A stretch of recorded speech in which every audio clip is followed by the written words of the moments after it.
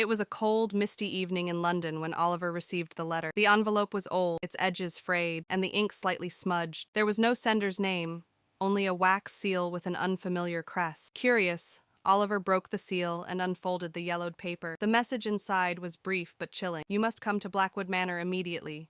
Your past is waiting." Oliver's heart skipped a beat. Blackwood Manor? He had never heard of it.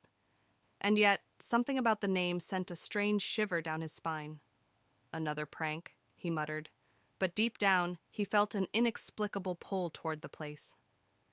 The next morning, he boarded a train heading to the countryside, unaware that his life was about to change forever.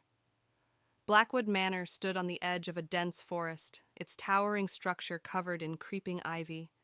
The windows were dark, and the air smelled of damp earth and old wood.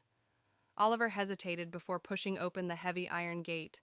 As soon as he stepped inside, the wind howled, and the gate slammed shut behind him. "Hello?" he called out, but only silence answered. Inside, the manor was even eerier. Dust-covered chandeliers hung from the ceiling, and portraits of stern-looking ancestors lined the walls. Their eyes seemed to follow him. Then he noticed something strange. One painting was missing. Only an empty frame remained. Suddenly, a whisper echoed through the hall. "You shouldn't have come back." Determined to find answers, Oliver explored the manor.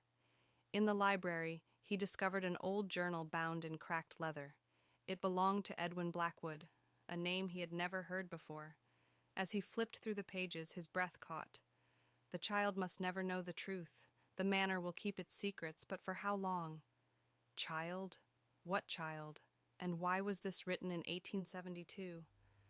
The floor creaked behind him. He turned sharply, expecting to see someone, but there was no one, just the cold, empty air. And then, the missing portrait crashed to the floor from the ceiling. Oliver picked up the painting and gasped. The boy in the portrait looked exactly like him. Same sharp nose, same piercing blue eyes. But how could that be possible? His hands trembled as he looked at the nameplate below the painting. Edwin Blackwood, 1872. Oliver stumbled backward. The same name as the journal's owner. But that was over 100 years ago. A whisper slithered through the air again. The past never truly dies. The room darkened. A shadow moved across the wall, growing taller, closer. And then a voice, low, sorrowful. "You are the last Blackwood. The manor belongs to you, but at a price." Oliver's pulse pounded. His family had never spoken of the Blackwoods, yet here he was, standing in the middle of an abandoned manor with undeniable proof that he was connected to them. Determined, he searched the house until he found a locked door in the basement. The key from the journal fit perfectly. The door creaked open, revealing an underground chamber, and at the center stood a stone coffin. Carved into it were the words, "Edwin Blackwood, he will return."